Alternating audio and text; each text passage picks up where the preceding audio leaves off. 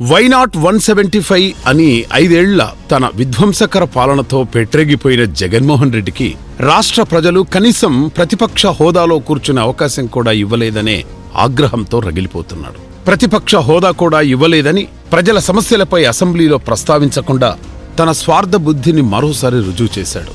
అసెంబ్లీకి వెళ్తున్నట్టు ఫోటోలు వీడియోలకు ఫోజులిచ్చిన జగన్ రెడ్డి అండ్ కో అసెంబ్లీలో గవర్నర్ ప్రసంగం కనీసం 10 నిమిషాలు కూడా వినకుండా ఇష్టపడలేదు అంటే ప్రజలకు జరుగుతున్న మంచిని తాను జీర్ణించుకోలేకపోతున్నాడని స్పష్టంగా రుజువు చేశాడు.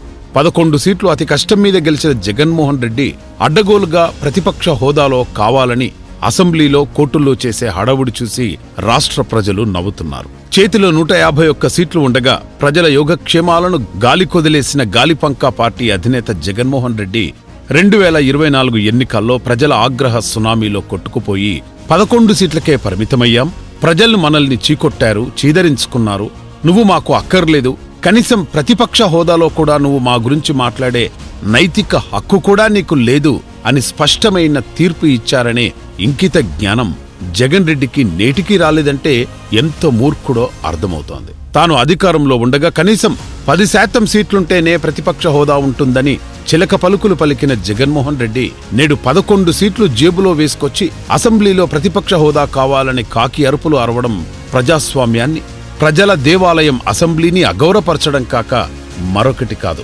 ప్రజాస్వామ్యంపై ఉన్న గౌరవంతో భారతదేశ రాజకీయ చరిత్రలో ప్రతిపక్ష హోదా లేకపోయినప్పటికీ అటల్ బిహార్ వాజ్పేయి వంటి అగ్రనాయకులు ప్రజావాణిని చట్టసభలో వినిపించిన దాఖలాలు లేకపోలేదు. అంతేగాకుండా 2014లో లోక్సభ ఎన్నికల్లో కాంగ్రెస్ 44 స్థానాలే గెలిచింది. సభలో ప్రతిపక్ష హోదా కావాలంటే 55 సీట్లు కావాలి. ప్రతిపక్ష హోదా లేకున్నా రాహుల్ గాంధీ లోక్సభకు హాజరై దేశ సమస్యలను సభ దృష్టికి తీసుకెళ్లారు. ఏపీ అసెంబ్లీలో వెంకయ్యనాయుడు, జైపాల్ రెడ్డి, పుచ్చలపల్లి సుందరయ్య వంటి గొప్ప నేతలు ప్రజా సమస్యలను సమర్థవంతంగా సభ దృష్టికి తెచ్చిన పరిస్థితులు ఉన్నాయి.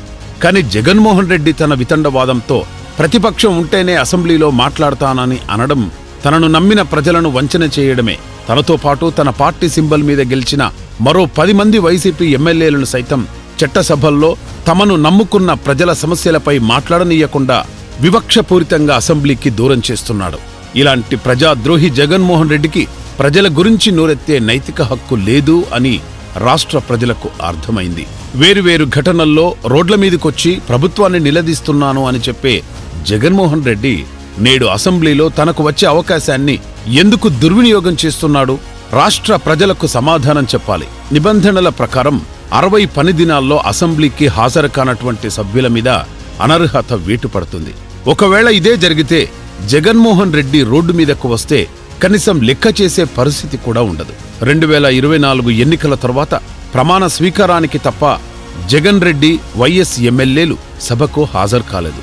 తమ సభ్యత్వాలకు పొంచి ఉన్న ముప్పును తప్పించుకునేందుకే జగన్ రెడ్డి నేడు అసెంబ్లీకి మొక్కుబడిగా హాజరై కేవలం 11 నిమిషాలు కూర్చొని సభను బాయ్కాట్ చేస్తున్నామంటూ పారిపోయాడు.